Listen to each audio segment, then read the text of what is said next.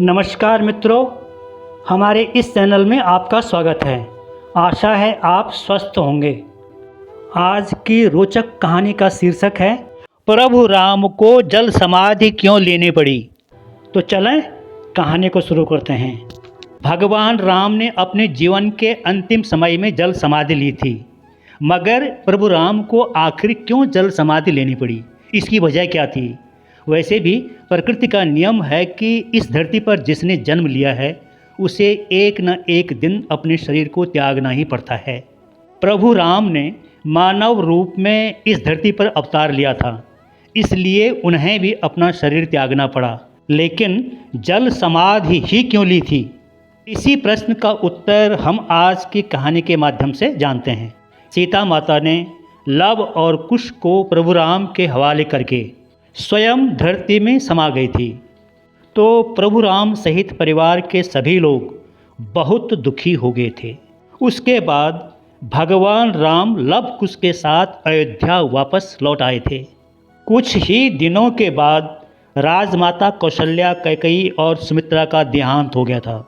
माता सीता और तीनों राजमाताओं के चले जाने के बाद भगवान राम ने कठोर ब्रह्मचर्य का पालन करके लगभग 11,000 वर्षों तक अयोध्या में शासन किया। जब ब्रह्मा जी को मालूम हुआ कि भगवान विष्णु धरती पर राम के अवतार के रूप में जीवन यापन कर रहे हैं और उनकी धरती पर रहने की अवधि समाप्त होने जा रही है, तो ब्रह्मा जी ने यमराज को बुलाकर श्री राम जी को संदेश देने के लिए कहा कि उनका समय अब पूरा होने वाला है, उन्हें अब बैकुंठ धाम में वापस लौटना है। तो यमराज ब्रह्मा जी का आदेश लेकर धरती पर पहुंच जाते हैं और एक वृद्ध सन्यासी के बीच में अयोध्या में प्रभु राम के दरबार में आ जाते हैं। जब प्रभु राम ने उन्हें देखा तो उनका आदर सम्मान करके उन्हें आसन पर बिठाया। उस समय प्रभु राम के छोटे भाई लक्ष्मण भी उनके साथ थे। प्रभु राम ने उस वृद्ध संत से पूछा कि मुनि जी कृपा करके बताएं कि मैं आपकी क्या सहायता कर सकता हूं। संत ने कहा कि हमारे और आपके बीच की बात अकेले में ही संभव है, इस बीच कोई भी इस वार्तालाप में शामिल नहीं होना चाहिए और आपको यह भी वचन देना होगा कि हमारे बीच होने वाली बातचीत को अगर कोई सुनता है तो आप उसे उसी समय मृत्युदंड देंगे। प्रभु राम ने संत को वचन देते हुए कहा कि मुनि जी, आपने जैसा कहा वैसा ही होगा। फिर प्रभु राम अपने छोटे भाई लक्ष्मण को कक्ष से चले जाने के लिए कहते हैं और कक्ष के द्वार पर पहरा देने के लिए कहते हैं। लक्ष्मण अपने बड़े भाई राम की आज्ञा का पालन कर कक्ष से बाहर चले जाते हैं और कक्ष के बाहर पहरा देते हैं कि कोई भी अंदर जाने न पाए। लक्ष्मण के चले जाने के बाद वृद्ध संत अपने असली रूप यमराज के रूप में प्रकट होकर कहते हैं कि परम पिता ब्रह्मा जी ने मुझे आपके पास यह कहने के लिए भेजा है कि आपका जो कार्य धरती पर था, जिस कार्य के लिए आपने धरती पर अवतार लिया था, वह कार्य पूरा हो चुका है। साथ ही आपकी आयु भी पूरी हो चुकी है, इसलिए आप परम धाम में लौट आएं। जब प्रभु राम और यमराज के बीच यह बात हो रही थी तो उसी समय द्वार पर दुर्वासा ऋषि पहुंच गए। लक्ष्मण दुर्वासा ऋषि को प्रणाम करते हुए कहते हैं कि महर्षि, बताइए मैं आपकी क्या सेवा कर सकता हूं। दुर्वासा ऋषि ने कहा कि मैं अभी इसी समय राम से मिलना चाहता हूं। लेकिन लक्ष्मण ने कहा, हे मुनि, अभी आप उनसे नहीं मिल पाएंगे, वे अभी किसी आवश्यक कार्य में व्यस्त हैं। लेकिन अगर मेरे योग्य कोई सेवा हो तो मैं तत्काल पूरा कर लूँगा।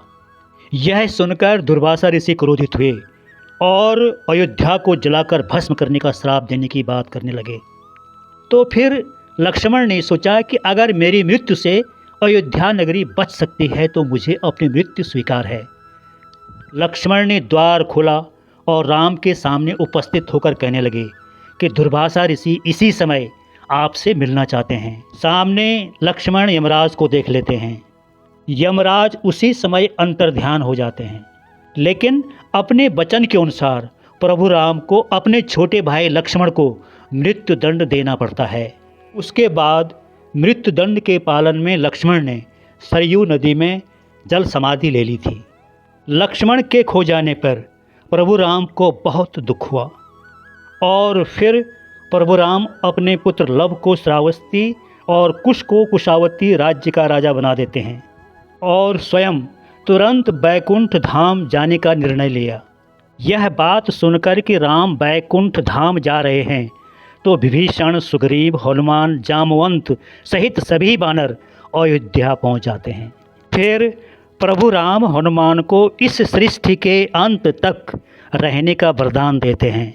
इधर जब अयोध्या वासियों को प्रभु राम के जाने का पता चलता है तो सभी नगरवासी उन्हें अपने साथ ले चलने की विनती करते हैं। अपने भक्तों के प्रेम को देखकर प्रभु राम के आंखों में आंसू छलकने लगे। प्रभु राम ने उनकी विनती स्वीकार कर ली थी। चूँकि भगवान राम विष्णु के अवतार थे, इसलिए उन्हें जल समाधि ही लेनी थी। अगले दिन सुबह प्रभु राम ने सरयू नदी में समाधि ली। वे विष्णु रूप में प्रकट हुए और सरयू नदी पर खड़े सभी नागरिकों को आशीर्वाद देकर अंतर ध्यान हो गए। तो प्रभु राम की जल समाधि की जानकारी की ये कहानी आपको कैसे लगी, कमेंट में बताएं। धन्यवाद।